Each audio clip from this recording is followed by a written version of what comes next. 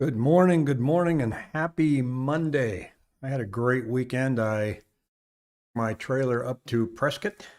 Had a great time. Took my lender buddy Pat with me so that we could see how the trailer's going. It was important that I bring him because if anything broke, I needed somebody to push.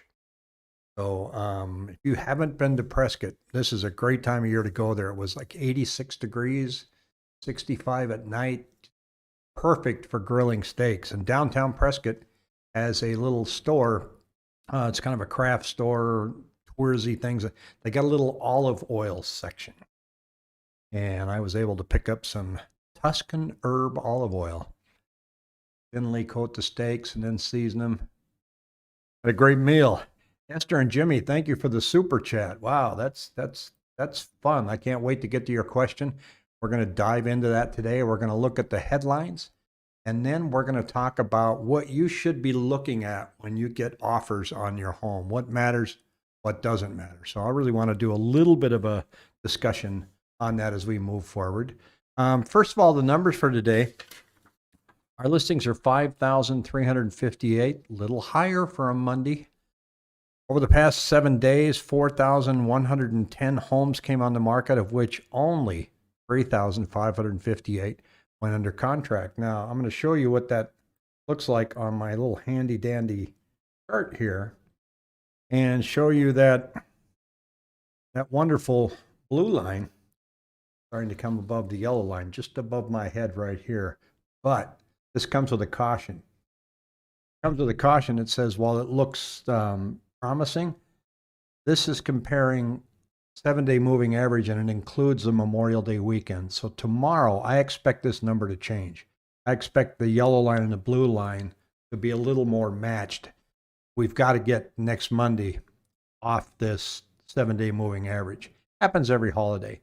So it looks like listings are increasing and sales are dropping, but I'm going to not really say that until I see what happens after we lose the Monday number. Now, there are some things and some articles out there that I want to jump to here real quick. So you may remember that I was saying that as we get into this time of year, that there's going to be a lot of really unusual activity in the numbers. And the problem is that we're going up against last year and last month. Now, last month was phenomenal. We haven't even seen May's numbers yet. They're going to shock everybody. So we're really looking at April now. Most of the numbers are coming out April comparing to April last year. Well, there weren't hardly any sales last year because March you couldn't show anything. Everything was shut down, and people really didn't start getting boots to the ground until May. But now some of the articles are starting to come out, and here's what they look like. This one is titled, it's from Redfin, Early Indicators that the housing market may be starting to soften. So it says here, pending home sales fell 3% from their 4-week period ending May 2nd. That's April to April, right? Compared to a 2% increase over the same period in 2019. Compared to 2020, they are up 38%. That's because of what I just said. April to April last year, it's going to be crazy. So then you have to look and say, okay, it's softening. And then you see another article that says inventory is bottom. It's starting to come up. Well, yeah, maybe. That's when the numbers are so small in inventory right now, any number that moves is going to be a big percentage. And when you're only dealing with 5,000 homes here in Phoenix area, that little change that I showed you of 500 becomes a big deal. So if you're looking at trends, there's a trend right there. So then I go to the Cromford report and I go, all right, what's happening? We know that the demand is coming down, the demand index. We know based on what I just showed you that, we're running about 500 homes less than normal. I need to move my head here or move the chart. Let's see what's easier. I don't think I can do that. Let me scroll up. There we go. So this is showing that inventory is actually, the supply index is starting to come up just a hair. And the overall market is kind of starting to slow down just a tad.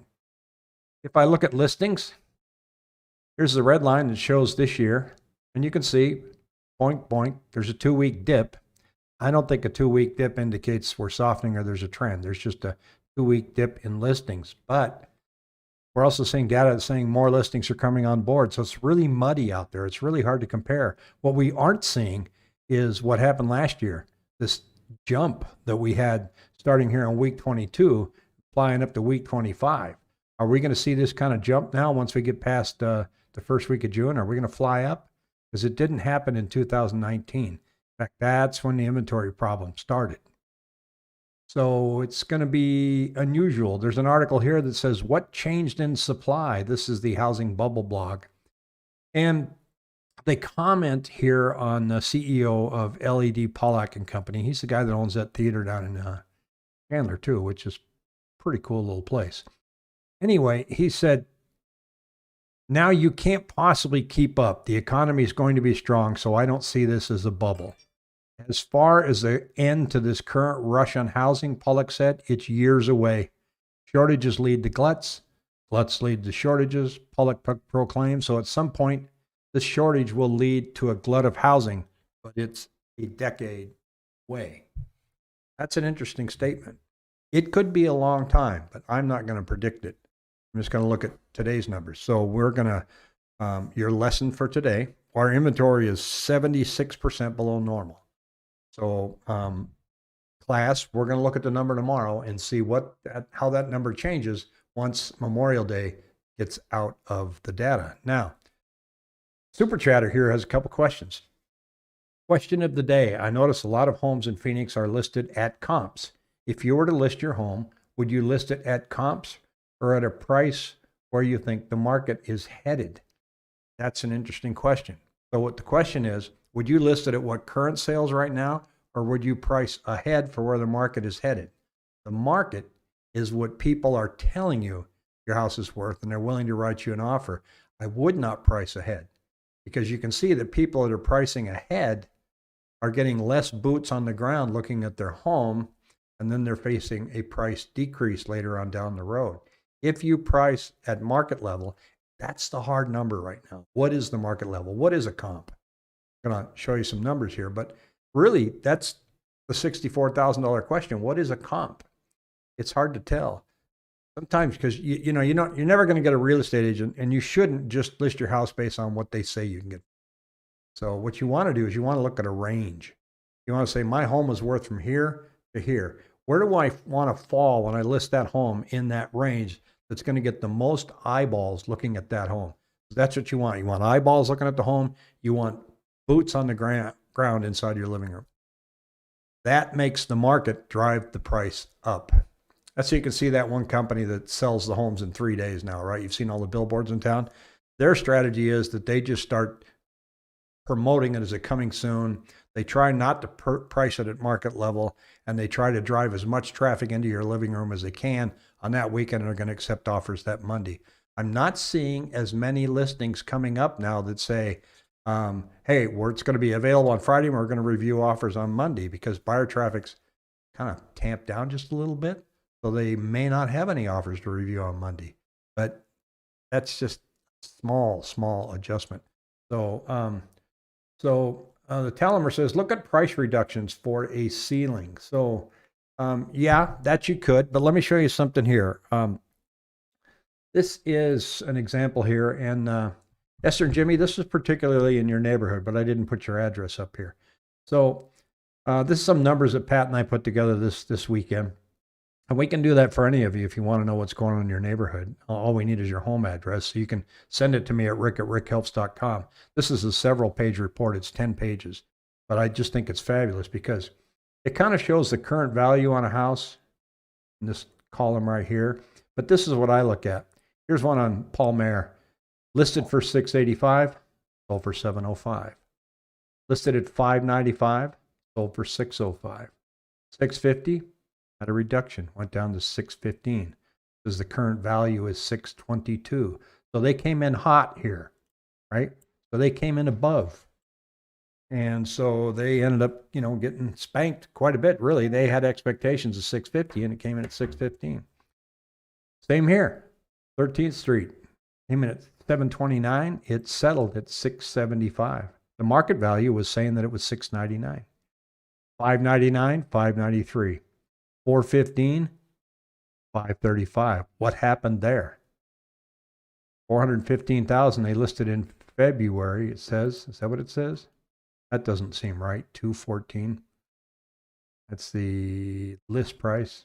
There's no way that thing was on the market for 6 years. So the other thing is, look at this. This is December, July. There's not a lot of activity in this area. So it's hard to pull comps before it got really hot. So here's a hot market here in April, and these people priced it at 750 and got 748. March, 595, 646. Hard to glean anything from that, except you have to really look at your home, and we take a look at the comps. We look at what this mortgage data outfit that gives us this information says your average price is or your range is. So let's say you think your house is worth about 650, and we pull it up and it says, based on the information we see your house has a range between 615, 675. Well, that's a pretty large dip. You think it's worth 650, it might be. So maybe you price it at 645 because you're on the lower end of that range. And then you got to start getting some traffic, and then the market comes up. It means less and less what you ask for your home now versus how much traffic that you get in the home and how much competition you have in the neighborhood. So you also need to pull up a report that says, who am I competing with today? So you've looked at all the past data, and now you got to go, how many homes are for sale in my price range and my square foot in here? If I'm coming in to look and I want to move here, who am I competing with? Because they're going to look at your house and maybe 3 others in that neighborhood, and they're going to make a decision. If yours is the belle of the ball, you're going to get all kinds of offers and all kinds of traffic. If yours isn't as appealing, the one down the street, you lose. So everything's got to really look good. You've got to have everything just polished and ready to go, and you got to be prepared to win. So now, having said that, let's talk about what you should look at in offers, because there's not a lot of back and forth going on right now. So the offers come in and they say, send us your highest and best. Well, you probably have to do that in this market because it's very rare that the agent sends you a counter offer. Hey, I see you came in at 615. We're going to counter you at 625. They're just not doing that now. They don't have to. They've got 10 offers sitting on a desk. And then you got to sort through them and figure out what's the best one for you. Well, cash offers versus finance offers, that's not always the best offer. Sometimes the cash offer's going to close out quick. You don't have to worry about them getting a house appraised or financing, and they can close you quicker. It looks really attractive. So let's say you were going to ask 615 for the house and they came in at 605 and it's cash. You might think that's pretty cool. But here's the numbers that I don't want you to pay attention to. Don't pay attention to the down payment amount, because that means nothing to you as a seller. Because I've seen sellers say, I don't think he's putting a big enough down payment down. Why do you care? The bank's the one that cares about the down payment. Well, it doesn't show that he's got a commitment. No, it may just show that he manages his cash flow very well. He may have tons of money in the bank, but he wants to leverage. So he only wants to put 5% down on this home, get a conventional loan, and he'll pay the PMI because he's got 2 or 3 other projects on the table beyond that where he may want to put his money. Not all in housing, but some people have a lot of money. They understand leverage. Now you're looking and going, well, he needs to put $50,000 down on this. Ignore that. What you should concentrate on is the earnest money agreement. The earnest money agreement is the good faith deposit. And if they're putting down 1%, it's like, that's not very much. If they're putting down 5%, that shows commitment. Now, the earnest money deposit means that that's a good faith deposit that you're putting down in the house that says that you will live up to the agreement. And if you don't, you lose that earnest money. Now, living up to the agreement is 2 things. 1, you have the inspection. And 2, you have a financing contingency. If you can't get your loan, you can still get out of the contract. If during the 10-day inspection period, you decide you don't want the house, you can get out of the contract. But in today's market, people are waiving that inspection. They're saying, we're going to inspect it for 5 days. And if we accept the house, then we're going to make our earnest money non-refundable. That's how confident we are that our financing is going to be approved. Now, the listing agent needs to have a conversation with the lender that's handling that loan. The very first test is whether or not they pick up the phone when you call. Because the communication between the lender and the listing agent has to be good. They have to be returning your calls. They have to send you a loan status update once a week. And you need to be in the know, because you don't want 3 days before closing to find out there was a hiccup. So there has to be a lot of conversations there. So now let's compare this offer that I got where the guy put down 5% down and he came in at 620, but you got a cash offer for 606. You're feeling like maybe this financed one might have some hiccups. Well, that's where the agent needs to get in, talk to the lender before you decide which offer you're going to accept. And then if this one's really solid, are you going to lower your price by $20,000 just so you can close quicker? Probably not. Cash offers aren't always the best offer. I've seen cash offers come in that are $20,000 below what a really solid buyer has, and they accept cash. And I just go, they just blew off $20,000. Well, we just don't like financing. Okay. I mean, it's your house, so it's whatever your comfort level is. But don't put any weight into how much of a down payment they have. Now, their inspection period, how long the inspection period is, and keep in mind if some, you need to look at that, decide if you like that. Most people want a shorter one, but you got to make sure that they can schedule their inspector quickly. But the other thing is too, is the appraisal. So if a guy's coming in, he's only got 5% down, but he has a lot of money, he's going to be able to waive the appraisal. In other words, if he offers you 625 and it only appraises at 600, because he only put 5% down, he's got the other 25K to come in and make up that gap. Now, if he came in full boat with a whole bunch of money down and he still had an appraisal gap to cover, that might get kind of sketchy. So I really encourage people to ignore the amount of money that people are putting down. The other thing to look at is on cash offers, are you the only home that they've made an offer on? Because what's happening in this market is a cash offer will come in and they'll say, we're going to give you 615. You're going to go, great, I'll take it. And they inspect it. We're going to inspect it in 5 days. Well, they also have their eyeballs on 5 other houses. They come in, do a really quick once over your house. They may not even hire an inspector. They just may show up themselves, take a look at it and go, nope, we're not going to take it. And then they move on to the next house. That happens a lot with cash offers. You got to be careful. If it's a cash offer, usually from somebody moving from another state, we don't see that. But if it's investors, it's very, very common. And sometimes we just have to ask, how many homes have you written an offer for right now? Have you seen the home? If you're getting an offer and somebody hasn't seen it, that's risky. You're just saying, I'm just going to get this house. And well, during the inspection period, they pull up to the street and they go, yuck, I guess I don't really want this house. There's a lot of ways for a real estate deal to fall out. When we're looking at the numbers though right now, and as we're looking at these headlines and we see that listings are starting to come up, we may have hit the bottom, sales are starting to dip, just remember how small the number is and how we need to watch, because if the number's that small, the whole story could turn in 3 weeks. We could see buyer traffic start to come up, listings start to come down really easy. We just don't know. We really don't know. We're trying to follow it. We're trying to look at the numbers and see if there's a trend. Nationally, everything's moving along at the same pace. Seattle's starting to see sales going down, listings coming up, but the market's still hot. Instead of going 80 miles or 100 miles an hour now, we're going 85. So the market is still hot. Now, this afternoon, if I have time, and you'll see on here, I'm going to be starting a series called Cruising the Hood. So we're going to pick a particular city like Gilbert or Chandler or Mesa or Tempe or Phoenix, and we're just going to look at what's come on in the past 24 hours and what's available and what we're seeing in pricing.